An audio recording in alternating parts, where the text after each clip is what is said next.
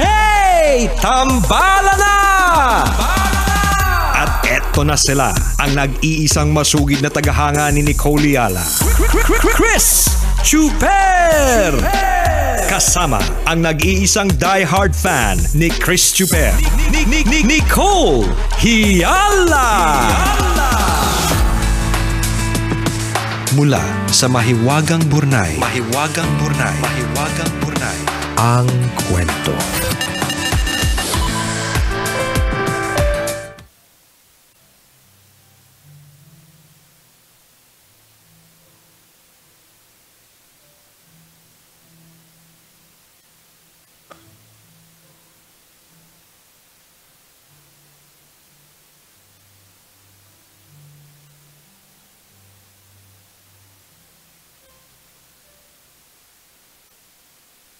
Dear Nicole and Chris, itago niyo na lang ako sa pangalang Che, 26 years old mula dito sa Bulacan.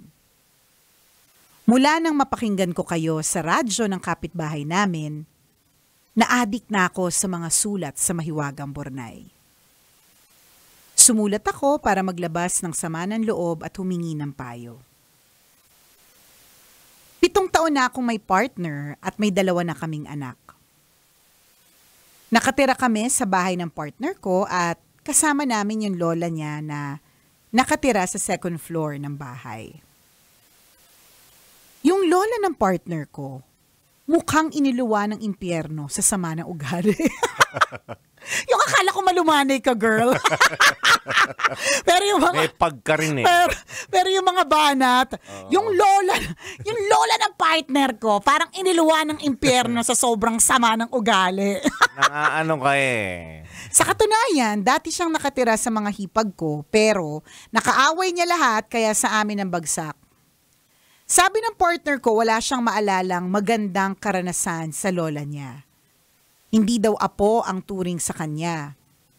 Ang paborito ng lola niya, yung 2 kapatid niyang babae.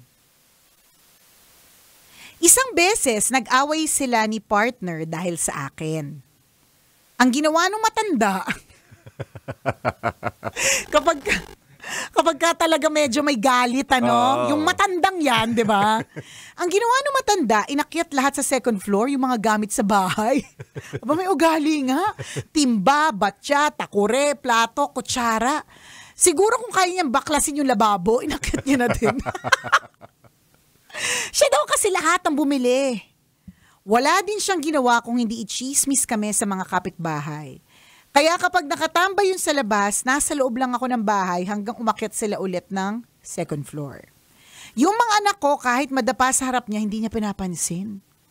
Kung kailan madaling araw at kasarapan ng tulog, saka maghuhugas ng plato at magbabanyo. Kapag may okasyon, dinadalaw si Lola ng 2 kapatid ni partner. Iniimbita nila yung partner ko at mga anak namin, pero ako hindi.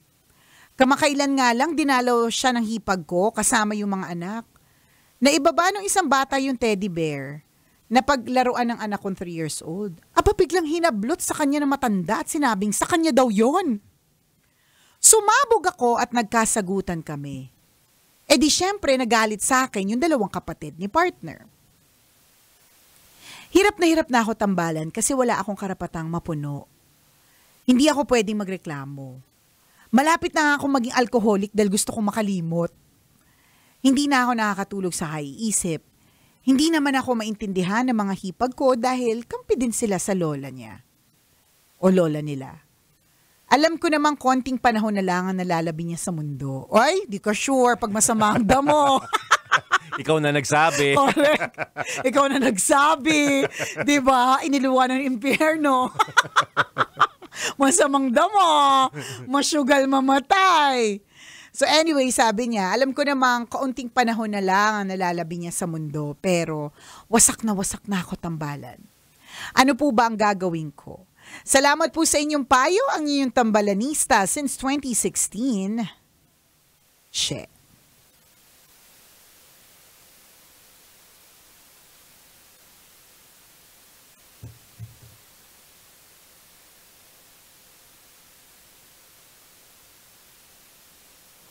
Hi, Che!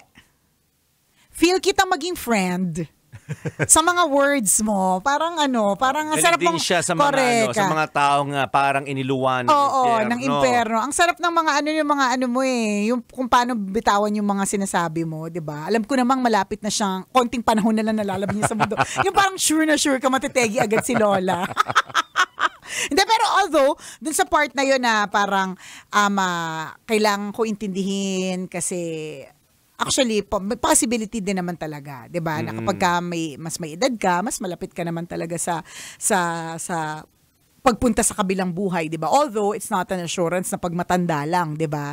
So dapat lahat pa tayo mabait. Dapat hindi tayo parang isinuka ng impyerno sa sobrang sama ng ugali, 'di ba? Dapat hindi ganoon. So ang nakikita ko lang naman talagang solusyon dito, kabisyo, talagang maghihigpit kayo ng sinturon, maghahanap kayo ng extra income para kayo po ay makapagsolo. Kasi yung bahay na tinitirhan nila, tama 'di ba? Yung bahay na tinitirhan nila ngayon, ipag-aari ng lola, parang partner niya. Oo. At kung siya lahat ng bumili, 'di ba?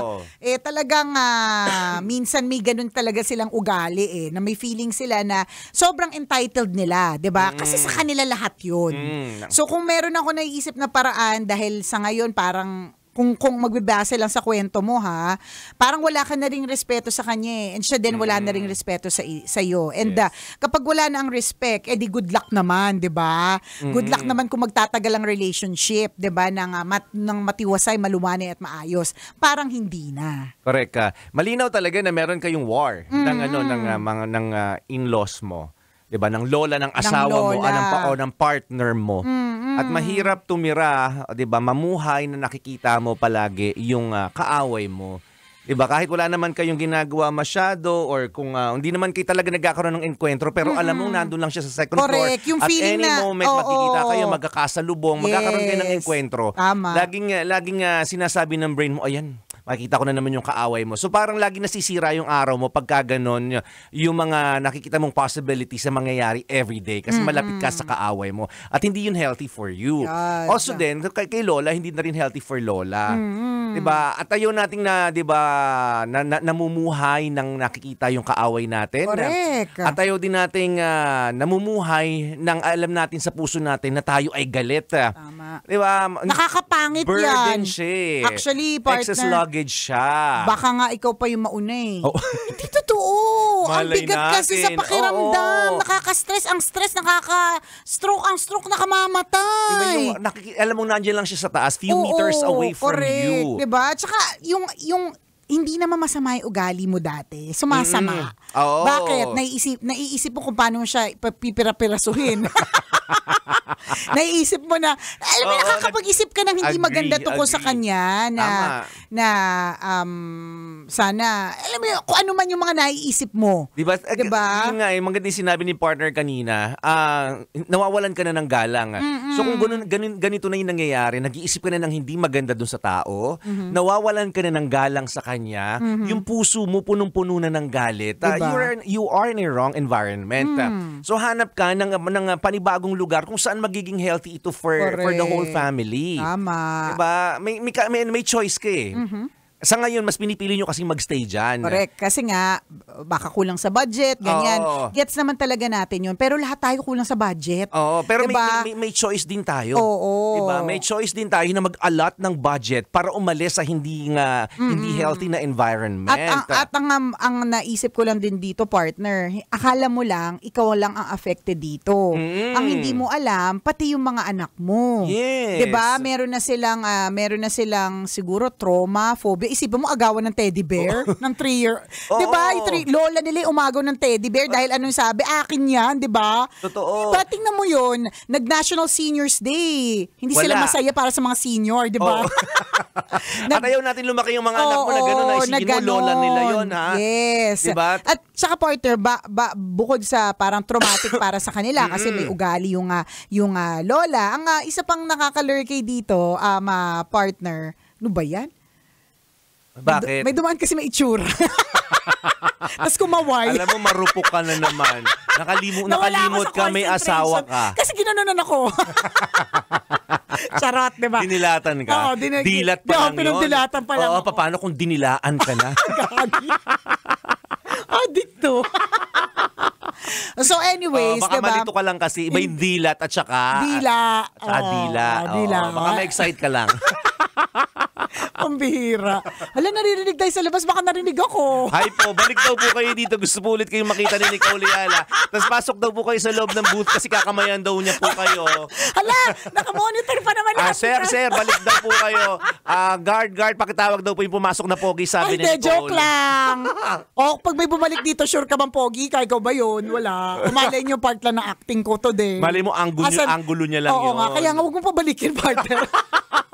Hayaan mo na siya doon. Ito naman. Anyways, ang karupukan talaga. Hindi naman. Nananaig minsan. Hindi naman. Nakakawala lang talaga ng concentration minsan. Hindi. Pero babalik tayo dun sa mga apo, di ba? So yung akala mo, ang effect sa kanila is they're just traumatized by yung ganyang klaseng eksena, di ba? Ang hindi mo alam, baka mismo sila in general, di natin alam kasi di natin alam yung pwedeng maging effect sa kabataan ng mga bagay-bagay sa loob ng household Sila mismo mawala ng respect for their elders. Yes. So every time na makakita sila ng lola, di ba, hindi ko naman sinasabing sure to, di ba? Pero may baka, di ba, masampal nila, di ba? Kasi lahat ng lola.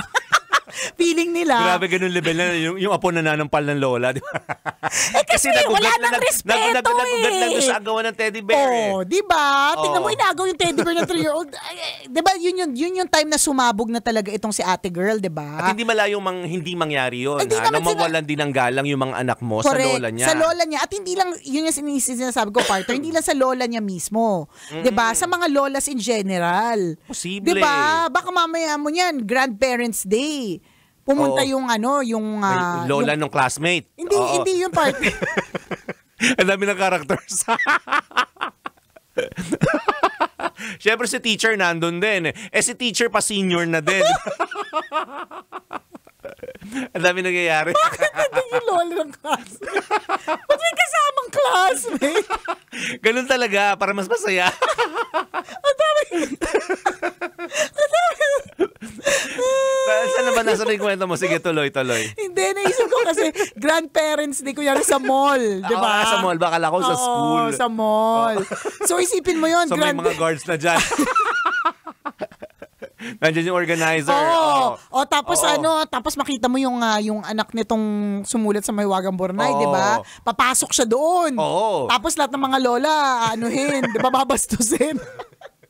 At hindi maganda, di ba? Ayaw natin mangyari yun kasi yun yung nakita niya di yung mga bata, di ba, yung sinasabi natin kung ano yung nakikita nila, isipin nila tama yun. Ikaw, di ba, pag nakita ka niya nakikipagsagutan malamang doon sa lola nila o lola ninyo, sabihin na, tama yung nanay ko, makatwiran yung nanay ko, ang galingan niya makipag-away totoo. So, dala-dala din ninyo ng mga anak mo paglabas ng bahay ninyo. Hindi, tsaka growing years. Ang liliit pa ng mga bata. Talagang kung ano yung nakikita nila, sabi, ulitin ko lang, partner. Tingnan ninyo, no?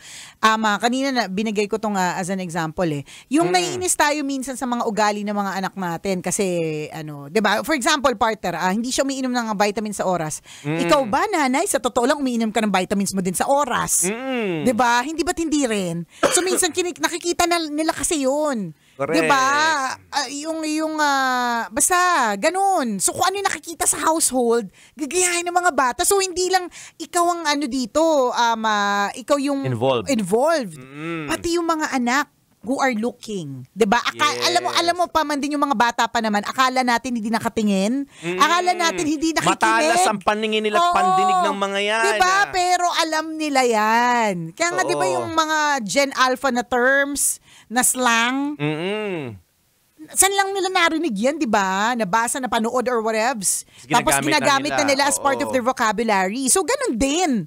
Ganon din na kabisyo yung mga nangyayari dyan sa loob ng bahay na akala mo ikaw lang yung stress kasi naiinis ka dun sa lola ng partner mo. Sila din. Correct. So ayaw nating mangyari yon. So you give your children a healthy environment. Yes. Ayaw natin lumaki silang nakikipag-away palagi yung mga magulang nila, lalo't higit sa kamag-anak nila. Diba? You set a good example to your children na parang ay dapat hindi pala sagot yung nanay ko. Kasi yung anak mo magiging pala sagot din yan later on in life. At hindi mamaya hindi lang sa mga lola kundi sa iyo mismo. Tawag sa iyo, ikaw na matanda ka. Diba? Kasi ganun yung term na ginagamit Inuluwa mo ka na sa impyerno, sama ng ugali mo, diba? Hindi natin sinasabing posible. Hindi natin sinasabing gagawin, pero hindi rin imposible. Tama. Diba? Kailangan pa bang i-memorize yan? Basic. Sana naman maging okay na kayo at makalipat na kayo. Muli, ako ang kumikinang ina mo na si Nicole Yala. At ako naman si Cambio King Chris Chuper. Na nagpapaalala, walang matatag na relasyon sa malanding may determinasyon. Yun! Kailangan pa bang i-memorize yan? Love Radio. Basic!